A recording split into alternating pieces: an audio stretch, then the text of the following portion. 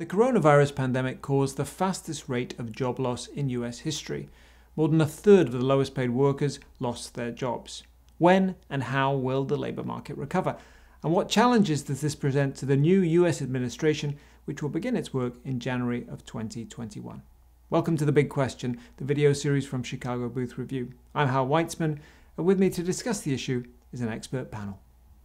Marianne Bertrand is the Chris P. Dialinas Distinguished Service Professor of Economics at Chicago Booth.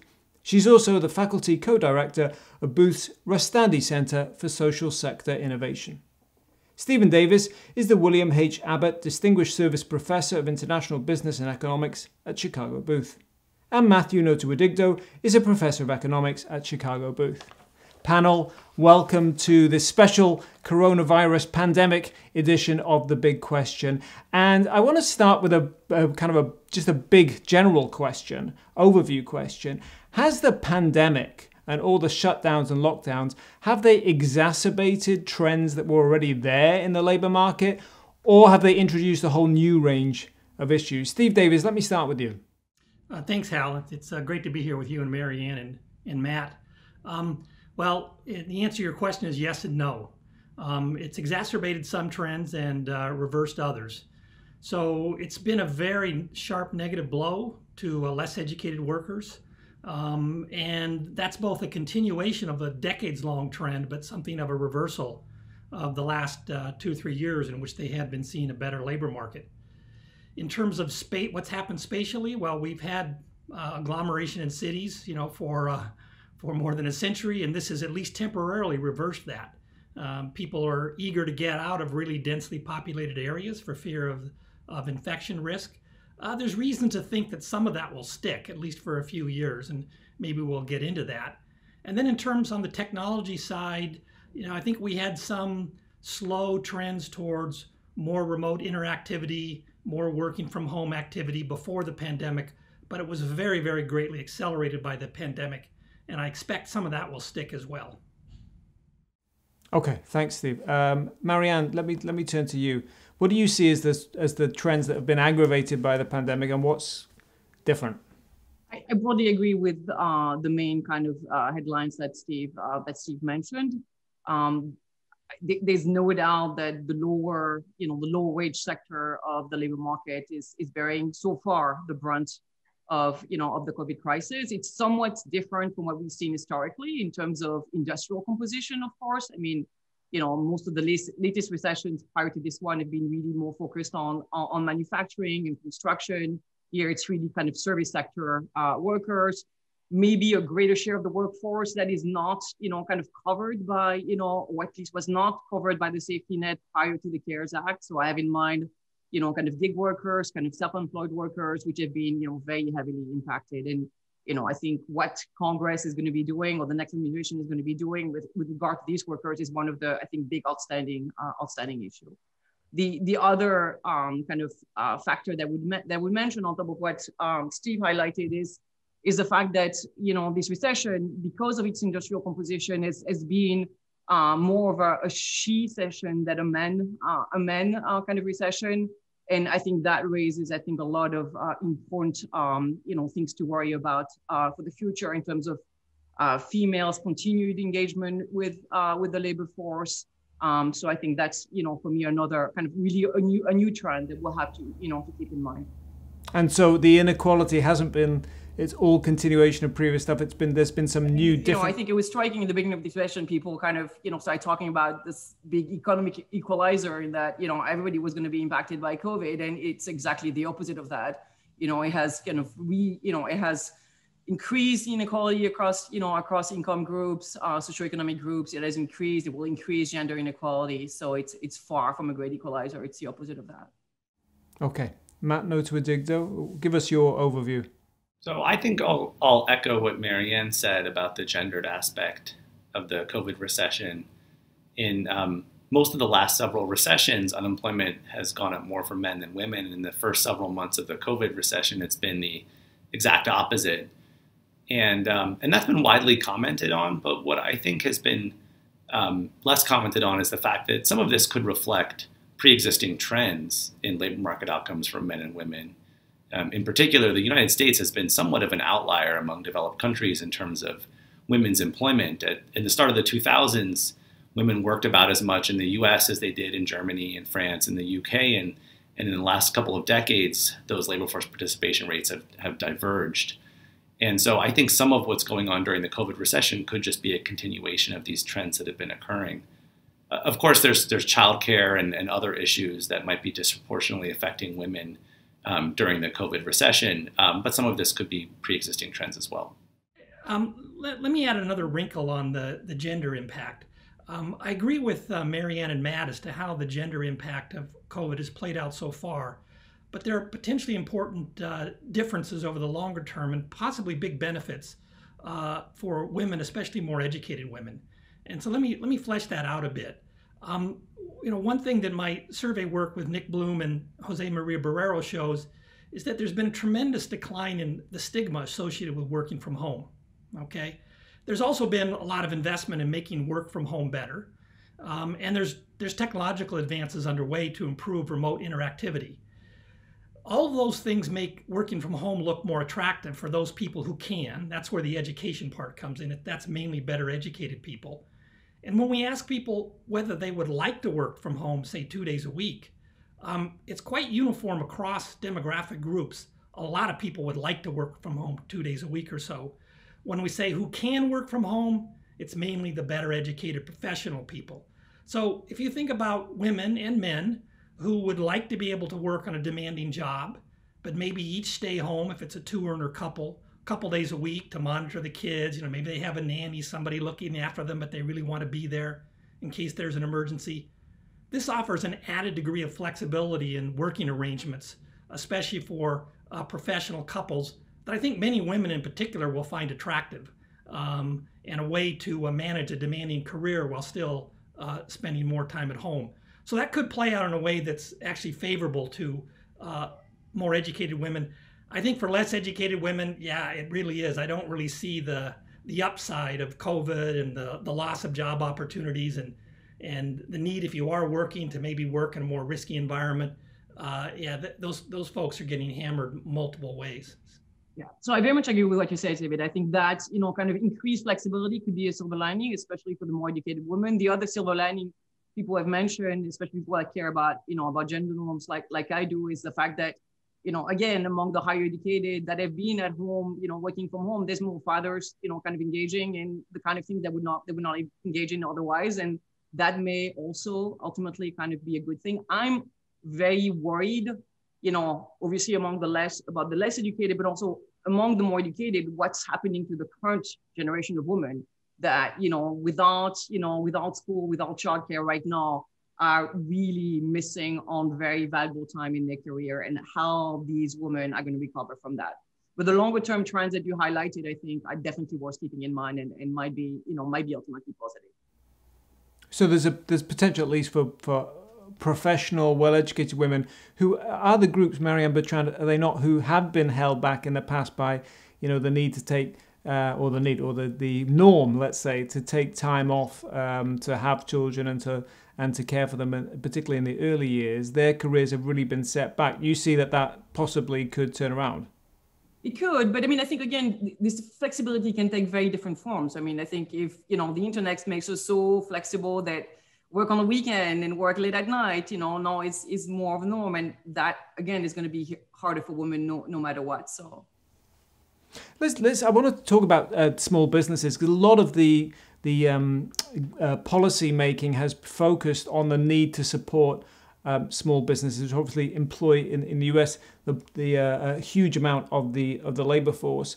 What happened to them during the pandemic? And Marianne, I know you have some work on this. And there was, of course, government support here and across the world, but in the US there was a paycheck protection program. How effective was that, and was the focus correct? And so I think my sense is that it's way too early to tell kind of whether the PPP program has or has not been effective. There are a few studies out there that they've attempted to measure its impact with, kind of different kind of research design. None of them is really perfect. My reading of this work is that the PPP program has helped. How much it has, whether, kind of it was, kind of money well spent, I think is still very much, up in the air. Furthermore, a lot of the support to small businesses has by now stopped. And, we need to think about what's going to be, what's going to be the next wave of support for those small businesses. And, you mentioned the work that we've done, on small businesses. I think it's really worthwhile to remember that, especially for the very small, kind of businesses out there, thinking about retail, thinking about food, thinking about restaurants, the situation is really dire. There was a very quick, recovery up until the middle of June in terms of businesses kind of reopening, sometimes at, reduced hours with a reduced workforce. But the data that we've been tracking very much since the beginning of COVID suggests that nothing much in terms of improvement has happened since, the mid-late June. As of the end of October, we still have, I think, about 70%, 75% of these small businesses that have not reopened. And of course, we're speaking now in the middle of November, on the cusp of what may be another wave of shutdowns, which would potentially really hurt small business and ripple across the labor market. Yeah, and furthermore, I think the other issues that are looming for a lot of these small businesses that often kind of rent their premises is that the moratorium on evictions are going to expire if nothing changes by the end of the year. So a lot of these small businesses, even though I haven't seen any data that is kind of representative, might be also sitting on the huge amount of due rental payments. Steve Davis, what's your research tell us about the experience of small businesses? Well, let me speak specifically to the Paycheck Protection Program, where I like Marianne, I'd offer a cautious assessment. If your metric was spend a lot of money quickly, the PPP succeeded at that. It shoveled out a lot of funds quickly. Beyond that, how much better did it make things than things would have been without that particular form?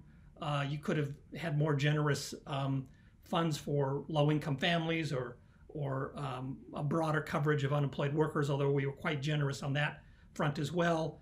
I think the real question is, would small businesses have been better off if the federal government had spent a lot more money, or some of that money, on trying to get a handle on the dimensions of the coronavirus itself, by establishing mass testing and follow-up regimes, contact regimes. Just knowing how big the risks are and where they are, and even what types of so-called non-pharmaceutical interventions are most effective. All of those things could be quite helpful to small and large businesses alike. We went through, the reason that small businesses suffered so much is we made most of them shut down. And if we could figure out some way to deal with the virus while not hammering small businesses so hard, that'd be a better outcome than just giving them funds to tide them over for another few weeks or months. Can I push back on that? My sense of the research on these non-pharmaceutical interventions and the shutdown is that they do not explain much of what's been happening with the small businesses. I mean, that's what we've seen in our work. I thought there was a bunch of other studies that suggested the same. Yeah, I think that's still an open question. But even so, if we disagree on that one, it doesn't really address the counterfactual situation that I had in mind. So maybe I'll just flesh that out a bit more. We spent trillions already in combating the economic effects of the pandemic, and there's discussion to spend maybe another trillion or more in income relief. For a few billions or even tens of billions, we could have established large-scale randomized testing, both for antibodies and infections in the population. That's a doable exercise. We just surveyed the entire U.S. population. We know where people are. You can imagine randomly sampling census tracts and people within census tracts.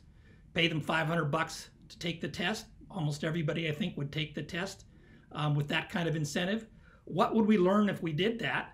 Well, we'd learn about the prevalence of infection at a point in time and relate that to tests that are done now for healthcare diagnostic reasons, so we could inform people about what's your actual risk.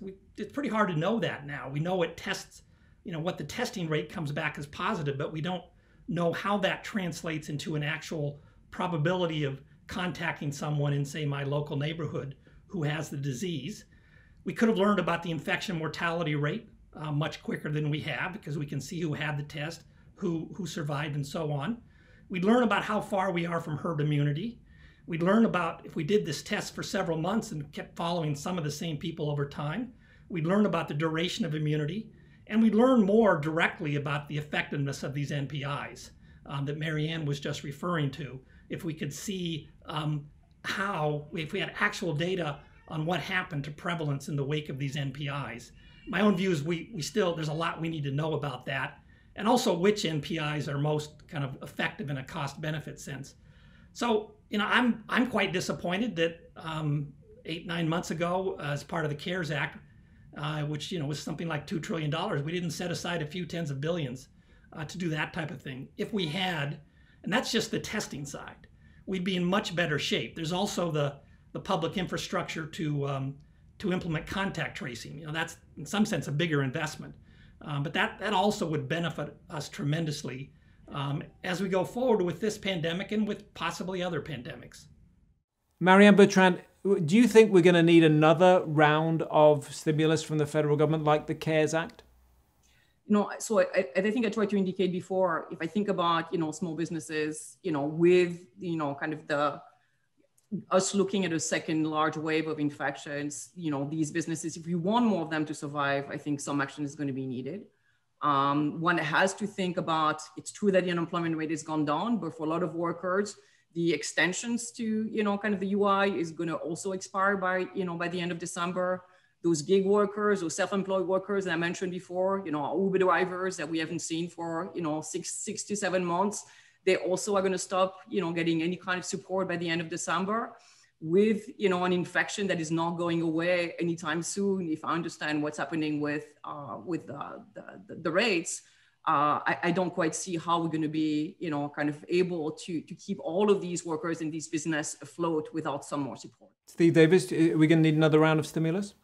Look, I think there's room for additional income relief. And I prefer thinking about it as income relief or income support rather than stimulus. Also, a note of agreement with Marianne. Extending benefits and making sure that some people don't go without any support is the most important thing we can do. Now, there's another area in which we dropped the ball from a policy perspective. The whole COVID pandemic has revealed quite starkly how inadequate our unemployment insurance system is just as a claims processing entity. So the system fell short in several respects, and we haven't really fixed the problems. First, in many states, the system fell way behind in processing claims or in verifying that claims were legitimate. That means there were people who lost their jobs who had to wait weeks and weeks in order to get anything. Now that's extreme hardship. It's adding insult to injury when you have to wait weeks and weeks to get your unemployment benefit that you're entitled to.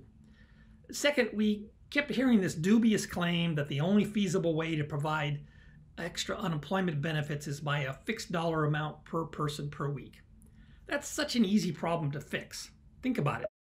What does it take for a state to send an unemployment benefit payment to somebody? They need to know their name, social security number, and bank account for electronic transfer, or they need to know the name, social security number, and address where they live to send a check in the mail. They already know this information. It's in the UI system. Even if the state, the individual state, somehow can't do a finely tailored expansion of UI benefits, they can just provide this information to the federal government. The federal government already sends out checks to tens of millions of people. We did this after the CARES Act as part of the stimulus package. The federal government knows how to do it. Yet 9 months later, we're in the same situation where supposedly we can't top up unemployment benefits by, say, a percentage amount rather than a fixed dollar amount. This is a fixable problem. So let's take the time to revamp the IT infrastructure of the state UI systems so we aren't stuck with this very crude approach to expanding unemployment benefits or making them more generous in the future. Third, the system is ripe for fraud and abuse. Like Marianne, I'm sympathetic to the idea that we ought to provide some UI benefits to gig workers in the current situation. But that part of the CARES Act is especially prone to fraud.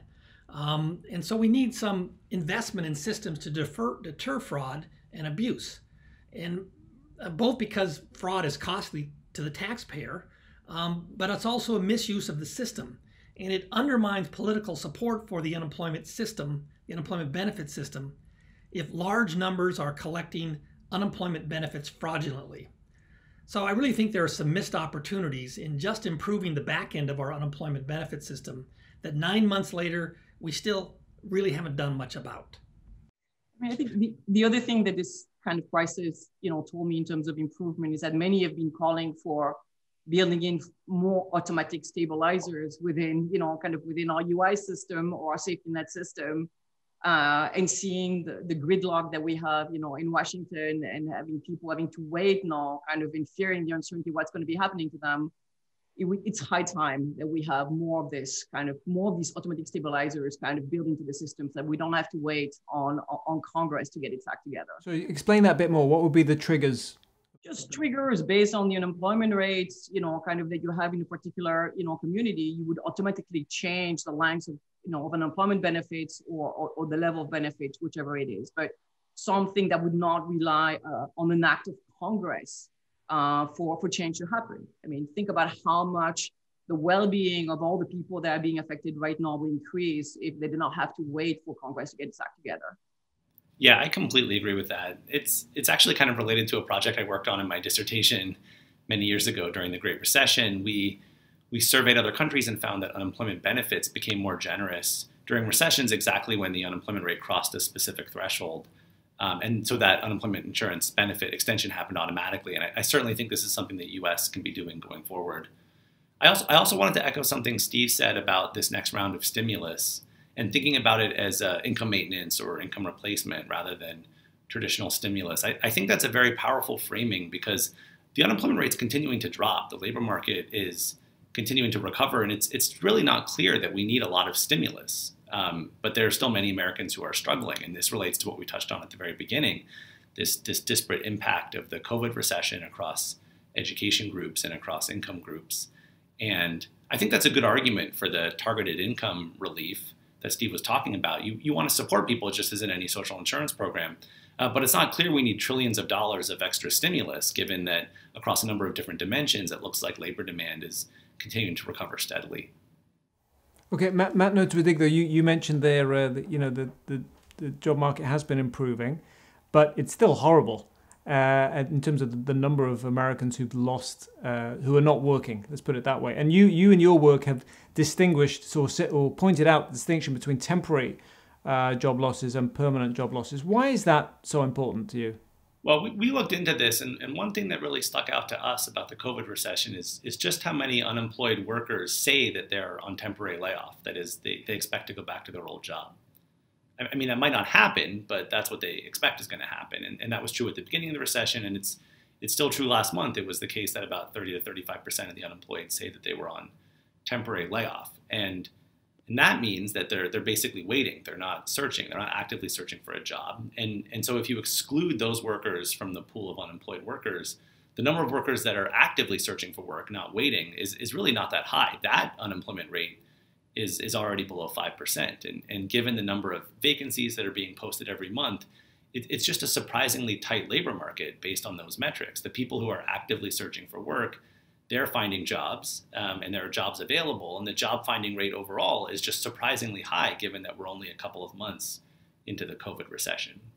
So does that mean that because some economists say, including your colleague Eric Hurst, that the headline figures actually don't reflect the true extent of unemployment because various people don't report themselves as jobless, even though they're not actually working? So you're taking, am I right in thinking you're taking an opposite view and saying actually the headline figures are overstating? Well, I don't want to argue with my more senior colleague, but what I'll say is that when we look at the monthly survey data from household surveys, there's just a very fluid boundary right now between being out of the labor force, being in the labor force, being on temporary layoff, or saying that you've been permanently separated. And so it's just really hard to get a handle in any given month about what's really happening. But what I feel confident saying is that the headline unemployment rate right now as a measure of labor market slack is pretty misleading. And it's still misleading because there's so many workers who say they're furloughed or say that they're on temporary layoff. And even this past month and last month, they're still returning to work in pretty high numbers. Steve Davis, I want to turn to the challenges ahead, and you talked about some of them. But we have a new administration coming in the U.S. in January. The Congress at the moment it's not at all clear what the composition of the Senate will be, but it may well be political gridlock. It may be hard for the Biden administration to have much sway there in terms of legislation. Talk about the uncertainty there, because a lot of your work is about the effect of economic policy uncertainty on the economy. Talk about the effect that uncertainty might have and what the challenges are for the administration. Well, look, there is the possibility that we'll have gridlock and polarization, which has been the pattern for at least a decade in the United States. But there's also at least a possibility that we'll return to the kind of practice we were more accustomed to when Congress was closely divided and at least one house in the Congress was of a different party than the president, and that is we get incremental legislation and compromise. So, I think Joe Biden is more prone to that than certainly than Donald Trump and probably than Barack Obama. So I'm at least waiting hopefully that might be the path that we go down. And what that means is there'll be frustrated people on the extremes in both parties, but that the centrists in the two parties will actually get together and try to craft compromise incrementalist legislation. That doesn't necessarily mean a lot of uncertainty. So it's not at all clear to me that this particular political configuration that has come out of the last election is going to lead to especially high uncertainty. But in terms of challenges, I want to pick up on what is a little bit related to what Matt was saying, and what we've been discussing throughout this. There are parts of the labor market that are doing quite well. I think he's quite right on that. I think the headline unemployment number is very misleading about the tightness of the labor market. At the same time, there are parts of the labor market defined by both skill groups and demographics, but also geographic areas where things are really quite bad. We talked a little bit about, think about people who are working in service type jobs in business districts of central cities. People working in restaurants, baristas and coffee shops, people providing personal services to office workers. That part of the economy is just devastated and still pretty devastated. And so there's both a skill aspect to this and a spatial aspect. And part of what I view as the job for the Congress, the president, and also local officials is for those people who aren't going back to the jobs they used to have. The same firm, not in the same location, maybe not even in the same city. How can we create new job opportunities for them quickly?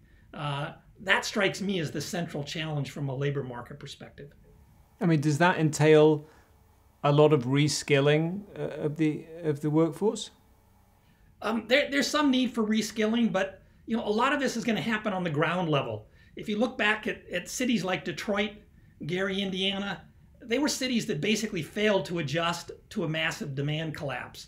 And of course, the massive demand collapse in steel in the case of Gary, or the auto industry in the case of Detroit, was the triggering event. But then the local officials in the city have to recognize, look, we got to repurpose our commercial space, our local economies, and we got to do it expeditiously. That involves business licensing, that involves zoning, that involves new way of organizing residences and businesses. Some cities do that well, some don't. And so I worry a lot about kind of the left behind people and the left behind places, and the left behind people and the left behind places. And that is partly a consequence of policy, not just at the national level, but also at the local level. Matt Notowidigdo, what prospect do you think we have of the new administration tackling the inequality that was there before and that the pandemic has made worse? So I think I'll echo what Steve said. I'm optimistic we'll return to an era where there were incremental reforms that had bipartisan support. And so, what would that look like in terms of tackling inequality? I'm guessing that it would be a modest increase in progressive taxes, and I doubt we'll go anywhere close to what Biden had promised during the campaign, but I think we'll make small steps to returning to what tax rates look like under Obama and under Clinton. I don't think that's fantasy. I think that there could be bipartisan support for that. Is that going to make a huge dent in inequality? Maybe a little bit. And basically, I just don't think there's going to be any of the major changes that were suggested during the Democratic primary in terms of things like very large wealth taxes. I think basically the outcome of this election seems to have convinced me that that's probably off the table for a while. This is an area where I think there's opportunity for bipartisan agreement around a policy that would actually be quite helpful. So again, in the working from home stuff I've done, what I see when we ask people about how productive are they when working from home, how efficient are they, there's a lot of heterogeneity across that. Quite a few people think they're more productive working at home. But then when you ask the people who think their productivity, well, they can work from home, but their productivity is greatly diminished, there's kind of two answers that come out. One's pretty hard for policy to address, and that is they're living in a confined space with kids. Okay, well, that's not an easy one to fix. But the other one is they've got bad quality internet connections. And not surprisingly, those bad quality internet connections are concentrated among lower income, middle income, less educated folks. So we hear all this desire for, in many quarters, I think, for spending on public infrastructure. And there are gaps in the United States in the quality of public infrastructure. And those gaps, the shortcomings are mostly in lower income areas.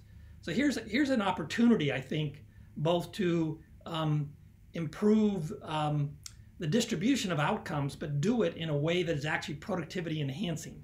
There aren't that many of those things, and so I'd like to. Hopefully, we'll take advantage of that, and I can imagine Republicans and Democrats coalescing around an infrastructure investment program of that sort. Okay, so I wanted to ask one final question of all of you, which is, what do you think in terms of the labor market is going to be the most enduring effect that the pandemic will have in the years to come? Steve Davis, I'm guessing it might be to do with working from home. Yeah, so you guessed right. So I think the working from home phenomenon is huge. At the peak of the kind of pandemic-induced lockdown in April and May, more than half of all paid hours worked were done at home. More than 60% by our estimates, if you kind of weight it by earnings, because higher income people were more likely to work from home. Even now, it looks like it's somewhere in the 35 to 40% area. When we ask people, individuals, well, what does your employer plan for you to do after the pandemic's over? They give a number like 23%. In another survey where we've gone and asked employers directly, they give a number closer to 20%. Before the pandemic, and it was more like 5% of all paid work days. So that's a huge persistent shift in the structure of working arrangements that I do expect to endure. There's lots of reasons why. We touched on some of them earlier. And that's quite a dramatic shift in the space of a year or two to throw into our economic and social arrangements. So it will play out in many ways. Okay, Marianne, Bertrand, what do you think is the trend? I think I would agree with Steve that kind of the working from home trend is going to be a long-lasting thing. I think just the reshaping, kind of the continued reshaping of our retail sector. We have seen this trend for a long time. I think this crisis is dramatically accelerating this trend. So it's a product market, kind of development, but that is going to have implications for the labor market as well, without a doubt. Kind of, I think it's just striking to see the relative share, if you think about not retail, but like food, the relative share of chains versus kind of independent restaurants and how that's going to be changing. So people are going to be returning to jobs, but they're going to be different kind of jobs and different kind of employers. And that's going to be, I think, fascinating to study. Matt Notowidigdo, what is your bet on what the most enduring aspect of this pandemic will be on the labor market? Well, I think I'll answer by focusing on healthcare, since I see myself as 50% labor economist and 50% health economist. There's a lot of talk about working from home, but I think another enduring impact of the COVID recession is going to be a lot more consuming from home. We're not just going to be working from home. We're going to be consuming at home more. We're going to be watching movies at home instead of going to movie theaters. And so, if you think about that in the context of healthcare, what I think of is the fact that a lot of states almost immediately started experimenting with telemedicine during the start of the COVID recession. They were reimbursing providers to offer telemedicine visits. So you wouldn't talk to your doctor in his office or her office. You would talk to them on your iPad or on the phone. And I think this is a sort of forced experimentation that we're going to keep with us for a while, for probably at least several years after the pandemic ends. And basically, we're going to figure out what kinds of healthcare can you consume at home without having to go to the doctor's office or going to a hospital. And my view is I think there could be some real positives that would come out of that. It could increase access for people who, prior to the COVID recession had difficulty making it to a doctor's office or going to the hospital. And so telemedicine could actually provide a way for them to get to the healthcare that they need. Okay, well, on that note, our time, unfortunately, is up, but this has been a fantastic discussion, even though we haven't been together in person. My thanks to our panel, Marianne Bertrand, Steve Davis, and Matt Notowidigdo. For more research, analysis, and commentary, visit us online at review.chicagobooth.edu and join us again next time for another Big Question. Goodbye.